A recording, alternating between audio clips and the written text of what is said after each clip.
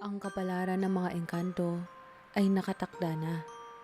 Ngunit paano kung isang engkantada ang mapunta sa mundo ng mga tao at ang kanyang kapalaran ay nakasalalay sa isang binata? Ako si Celeste, isang engkantadang isinilang sa kaharian ng mga bituin. Sa aming mundo, ang bawat nilalang ay may natatanging kakayahan, ngunit ang akin ay kakaiba at madalas ikinagugulat ng iba. Sa isang haplos, kaya kong makita ang hinaharap ng sinuman. Hindi ito basta imahe lamang, kundi isang malinaw na salaysay ng kanilang buhay. Ang saya, lungkot, tagumpay, at trahedya. Para akong tagapagtahi ng kapalaran, ngunit hindi kailanman ng sarili kong kapalaran. Sa kaharian, ang kapalaran ng mga engkantado at engkantada ay nakaukit na. Wala kaming kalayaan na baguhin ang nakatakda.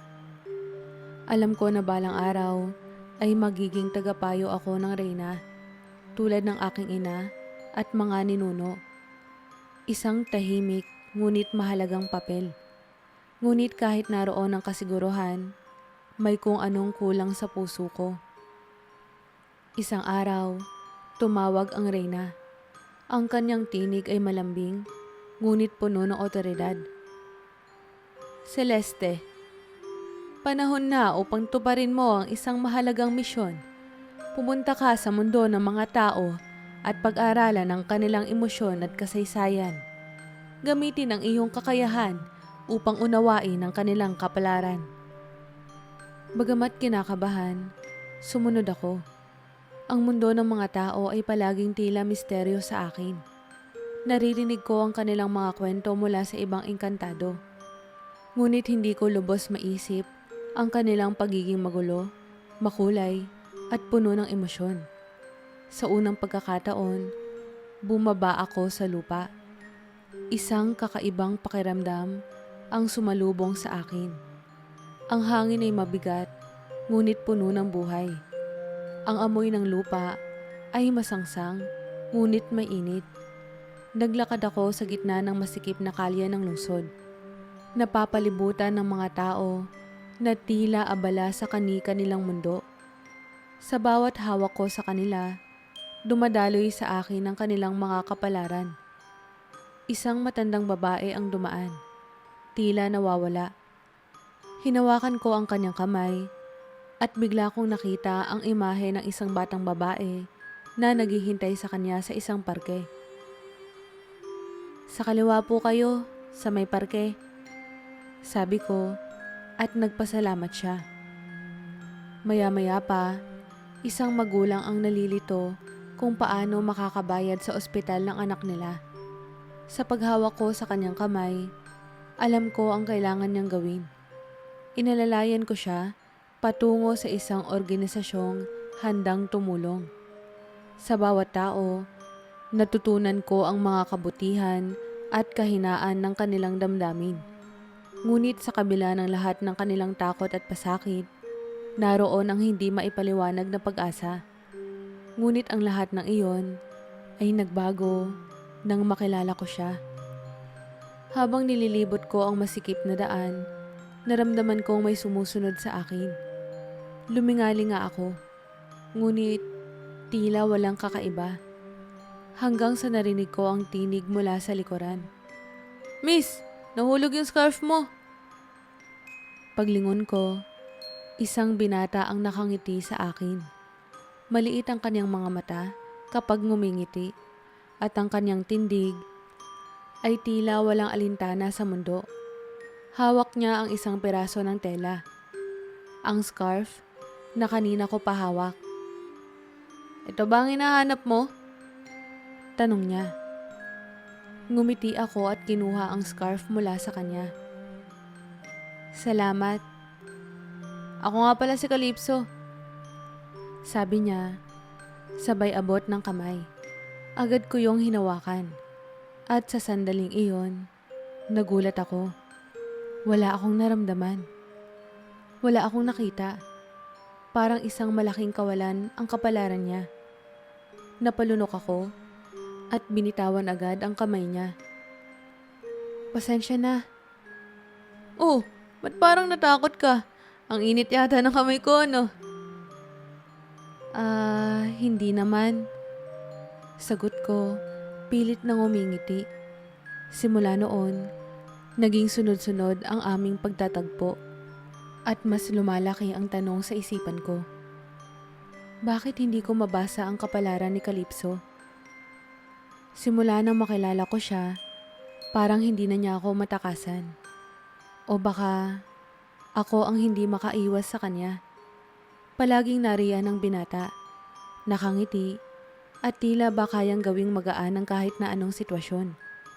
Sa bawat pagkakataong magtatangka akong lumayo, parang sinasadya ng tadhana na mag-cruise ulit ang aming landas. Isang umaga, habang naglalakad ako sa parke upang iwasan ang masyadong maingay na lungsod, bigla ko siyang nakita. Nakaupo siya sa isang lumang bench, may hawak na maliit na bag ng tinapay, nagpapakain ng mga ibon. Uy, Celeste, di ba't ikaw na naman yan? Napatingin siya sa akin na parang matagal na kaming magkaibigan. Calypso. Napabuntong hininga ako. Hindi alam kung matutuwa o maiinis sa kanyang presensya. Ikaw na naman. Tumawa siya, yung tawang parang walang alintana sa mundo. Palagay ko, hindi aksidente to. Siguro nga, baka ang kapalaran. Napakunot ang noo ko. Kapalaran? Paano ko masasabing kapalaran ang mga nangyayari sa amin? Gayong siya lamang ang taong hindi ko mabasa. Para siyang patlang sa libro ng buhay. Isang pahinang walang letra o imahe. Umupo siya sa tabi ko nang walang paalam at inalok niya ako ng tinapay. Alam mo, di ko alam kung bakit parang laging nagtatagpo tayo palagi. Pero alam mo ba, di ko na iniisip kung bakit. Ang mahalaga, nandito ka. Hindi ko alam kung ano ang dapat kong maramdaman. Siya ba ay simpleng masayahin o may nakatagong dahilan ng kanyang mga salita? Teka.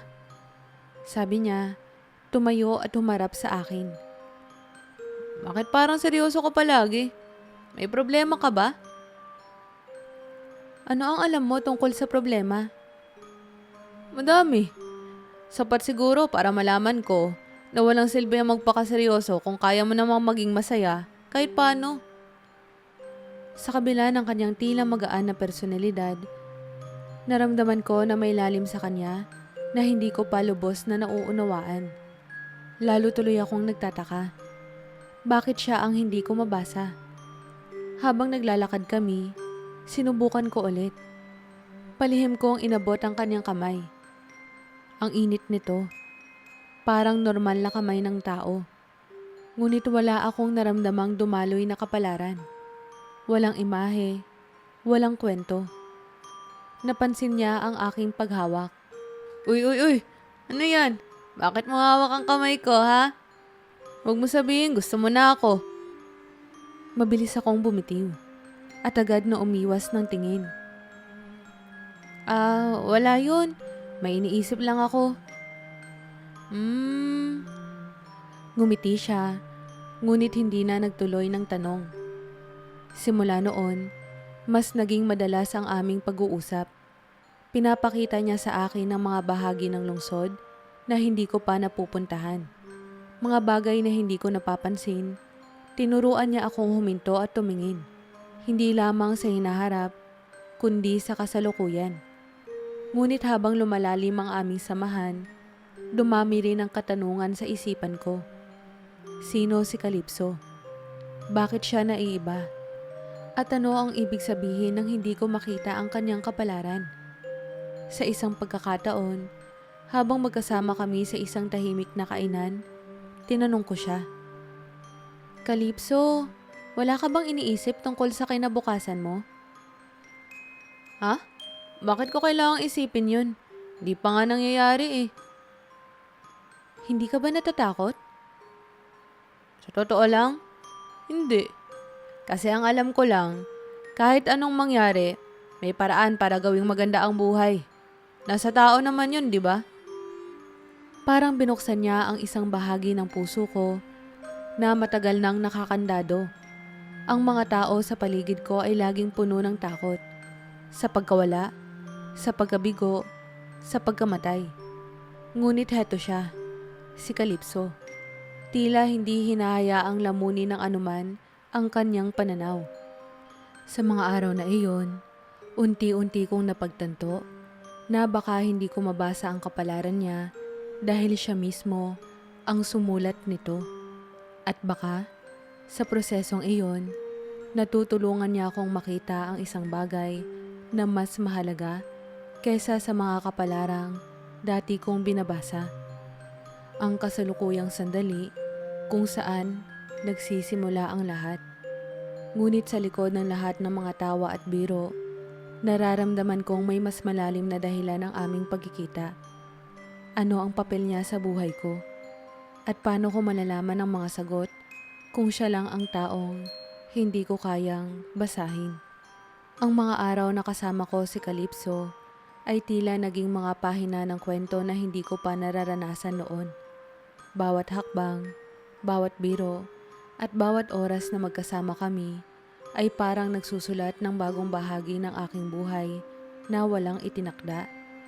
Ngunit sa gitna ng lahat, may mga kakaibang pangyayari ang tila sumusubok sa aming samahan. At mismong kay Calypso. Isang gabi, habang naglalakad kami pauwi mula sa isang lumang sinihan, biglang bumungad sa amin ang isang humaharurot na motorsiklo. Mabilis itong paparating sa direksyon ni Calypso, ngunit parang hindi niya ito napansin. "Calypso!" Sigaw ko, sabay hila sa kanya palayo. Nabuwal kaming dalawa sa gilid ng daan habang dumaan ang motorsiklo na halos ikinasugat ng aming mga balat. "Grabe naman yun!" Aniya habang hinihingal, ngunit ngumiti pa rin. "Salamat, Celeste. Bilis ng reflexes mo, ah." Hindi ko alam kung magagalit o matatakot ako. "Ano ba, Calypso? Bakit parang wala kang pakialam? Halos muntik ka na masagasaan." Buhay pa naman ako, hindi ba?" Tumawa siya, pero sa likod ng tawa niya, napansin ko ang bahagyang pagkabahala sa kanyang mga mata. Makalipas ang ilang araw, naulit ang ganong sitwasyon. Sa isang kainan kung saan kumakain kami ng tanghalian, biglang may lalaking tumakbo papasok. Tila natataranta at hawak ang isang patalim. Nang magsimula siyang magmura at magpumilit kumuha ng pera sa cashier, lumapit si Calypso nang walang takot, kahit na pinipigilan ko siya. "Oy kaibigan," sabi niya, may ngiti sa kanyang mukha na hindi ko maipaliwanag. "Kalma ka lang. Kaya mo ba talaga manakit?" "Umalis ka!" Sigaw ng lalaki, galit na itinutok ang patalim kay Calypso. Napahawak ako sa mesa. Desperadong inalam kung paano ko siya maililigtas. Hindi ko pwedeng gamitin ang aking kapangyarihan sa ganitong sitwasyon. Wala akong kakayahang baguhin ang kasalukuyan. Tanging ang hinaharap lang ang maaarok ko. Ngunit paano kung hindi ko mabasa ang kapalaran ni Calypso? Sa gulat ko, nagawa ni Calypso na kumbinsihin ng lalaki na ibaba ang patalim. "Walang mangyayari sa galit," sabi niya, na boses na may kapayapaan. "Kung nahihirapan ka, sabihin mo. May paraan para tulungan ka." Sa hindi ko inaasahang pagkakataon, ang lalaki ay nagpakawala ng isang buntong hininga at umiyak. Nang dumating ang pulis, tahimik itong sumama at iniwan kami sa gitna ng nagtatakang mga tao. Paglabas namin ng kainan, hindi ko na napigilan ang sarili ko. "Calypso, bakit ka ganon? Hindi mo ba iniisip ang sarili mong kaligtasan?" Tumingin siya sa akin, at sa unang pagkakataon, nakita ko ang seryosong bahagi niya. "Celeste, kung ang buhay ko ay mauuwi sa pagtulong sa iba, siguro Yun ang kapalaran ko. At kung mamatay man ako, masaya akong ginawa ko ang tama. May kirot sa dibdib ko habang naririnig ang mga salita niya. Hindi ko alam kung paano haharapin ang ideya na baka isang araw mawala siya dahil sa kanyang tapang. Ngunit sa likod ng tapang niya, naroon pa rin ang malaking tanong. Bakit hindi ko mabasa ang kapalaran niya? Ang lahat ng bagay sa paligid niya ay tila umaayon sa kanyang lakas ng loob. Ngunit parang may puwersang higit pa sa akin ang pumipigil upang makita ang hinaharap niya. Habang patuloy kaming magkasama, mas naramdaman kong may dahilan ang aming pagtatagpo. At ito ay higit pa sa anumang tadhana ng aking nalaman noon. Ngunit, handa ba akong harapin ang sagot kung sakaling matuklasan ko ito? At paano ko mapapanatili si Calypso sa buhay ko kung ang kanyang sariling kapalaran ay tila labis na misteryoso? Sa kabila ng lahat, isang bagay ang malinaw. Hindi lang ako ang nagliligtas sa kanya. Sa bawat pagkakataon na natutunan kong mas mahalaga ang ngayon kaysa sa hinaharap, siya rin ang nagliligtas sa akin. Isang gabi, habang nakaupo kami sa tuktok ng isang burol na tanaw ng lungsod, tumahimik si Calypso na tila ba may iniisip. Celeste, napansin ko na parang may gusto kang itanong sa akin mula pa noong una tayong nagkakilala. Pero bakit parang takot kang sabihin? Tumingin ako sa kanya, ngunit hindi agad nagsalita.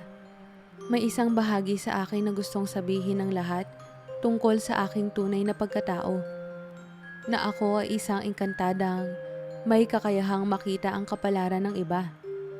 Na ako ay isinugo lamang dito upang pag-aralan ang mundo ng mga tao. Ngunit paano kung hindi niya ako maintindihan? Calypso, alam mo, hindi mo kailangan sabihin kung hindi ka pa handa. Hindi ko rin naman kailanman tinanong kung sino ka o saan ka nanggaling. Ang mahalaga, nandito ka, sa tabi ko. May kung anong kirot sa puso ko. Bakit tila siya pa ang nagpapagaan ng lahat, samantalang ako ang puno ng lihim? Hindi ko alam kung ano ang nagtulak sa akin, ngunit bigla kong inabot ang kamay niya. Akala ko, tulad ng dati, wala akong makikita. Ngunit sa pagkakataong iyon, isang bagay ang pumasok sa isipan ko. Isang malabong imahe ng dalawang tao na magkahawak kamay, nakatayo sa harap ng malawak na dagat. Hindi ko maunawaan ang kahulugan, ngunit naramdaman kong may koneksyon ito sa aming dalawa. Celeste? Tanong niya, napansin ang bigla kong paghawak. Mabilis akong bumitiw at umiwas ng tingin. Wala, may naisip lang ako. May tanong ako. Ano yun? Paano kung hindi natin kailangang malaman ang hinaharap? Paano kung ang mahalaga lang ay ang ngayon, ang mga sandaling to? Natigilan ako. Ang tanong niyang yon ay sumasalungat sa lahat ng alam ko tungkol sa kapalaran. Sa lahat ng mga natutunan ko bilang isang engkantada. Ngunit hindi ko maitatanggi na sa piling niya, natutunan kong pahalagahan ang kasalukuyan. Kahit puno ito ng misteryo. Habang lumilipas ang mga araw, naging malinaw sa akin na hindi ko maaaring patuloy na itago ang aking totoong pagkatao. Kung totoo ang sinasabi niya, na ang mahalaga ay ang ngayon, dapat kong sabihin sa kanya ang lahat. Kahit na ang kapalit ay ang posibilidad na magbago ang lahat sa pagitan namin. Sa isang tahimik na gabi, nagpasya akong magsalita. Calypso, sabi ko habang naglalakad kami sa gilid ng ilog. May isang bagay akong dapat ipagtapat sa iyo. Tumingin siya sa akin, seryoso, ngunit may kalmadong ngiti.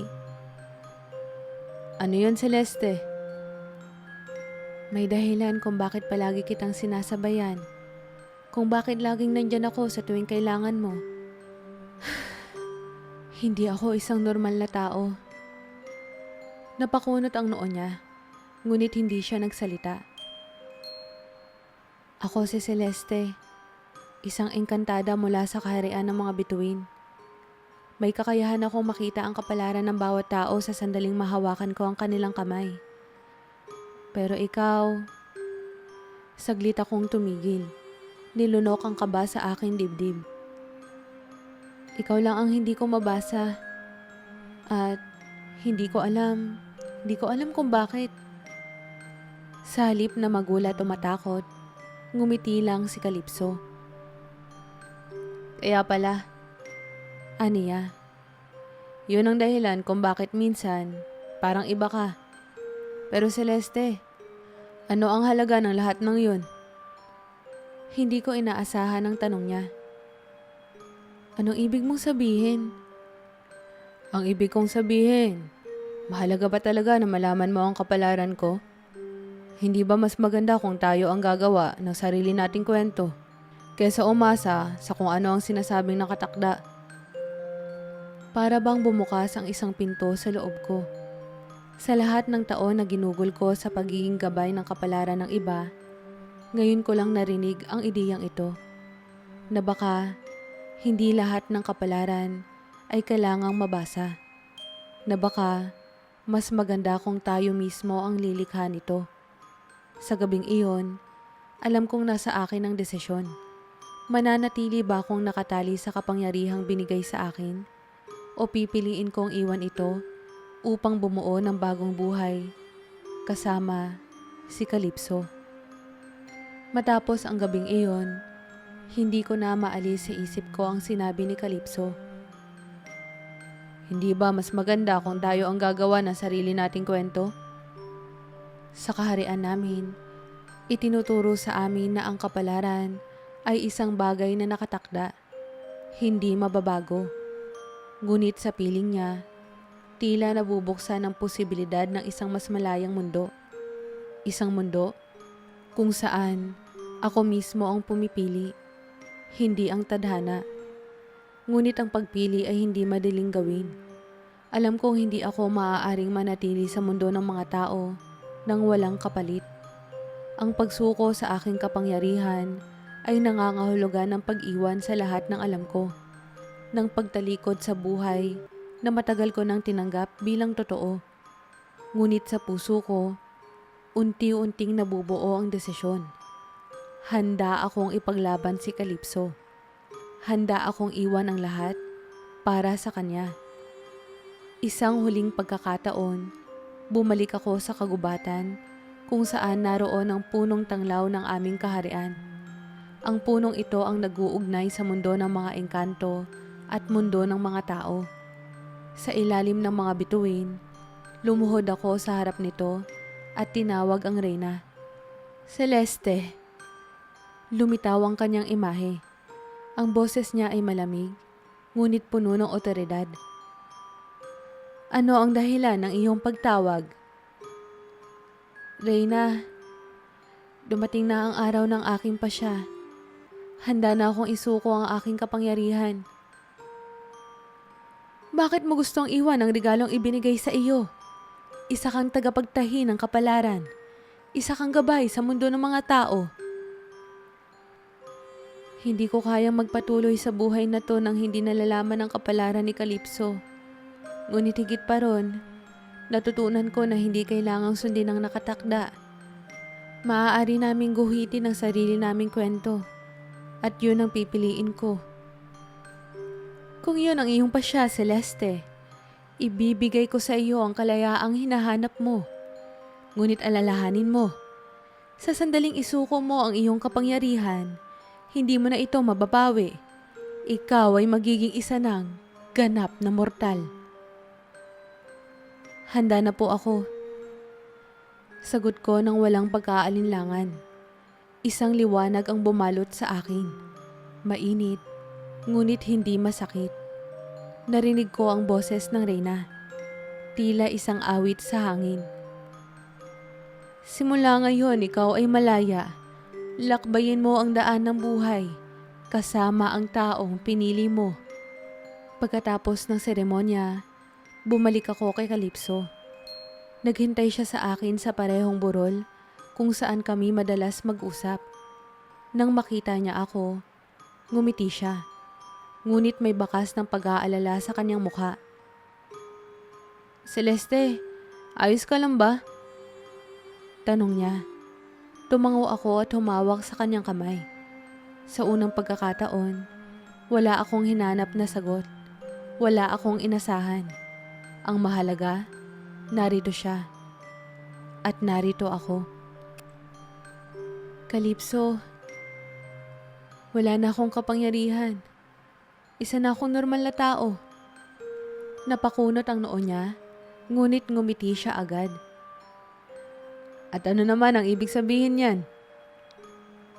Ibig sabihin, wala akong ideya kung ano ang mangyayari sa atin. Pero gusto kong malaman ang bawat bahagi nito. Kasama ka.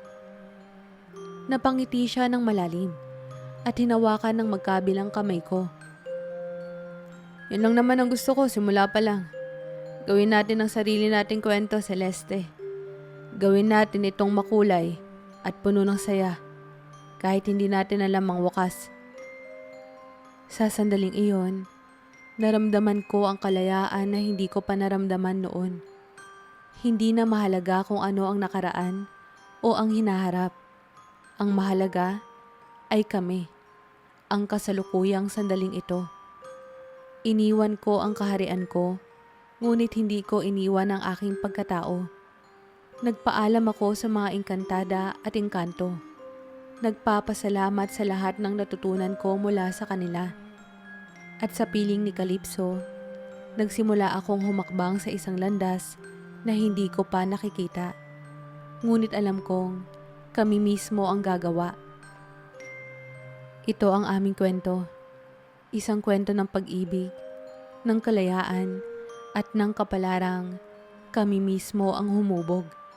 Sa piling ni Calypso, natutunan ko na hindi kailangang makita ang hinaharap upang gawing makabuluhan ang kasalukuyan. Ang mahalaga, magkasama kami. At yon ang pinakamahalaga sa lahat. Kamusta po kayo? Maraming salamat po muli sa pagsubaybay. Huwag niyo po sanang kalimutang mag-like at pang-subscribe.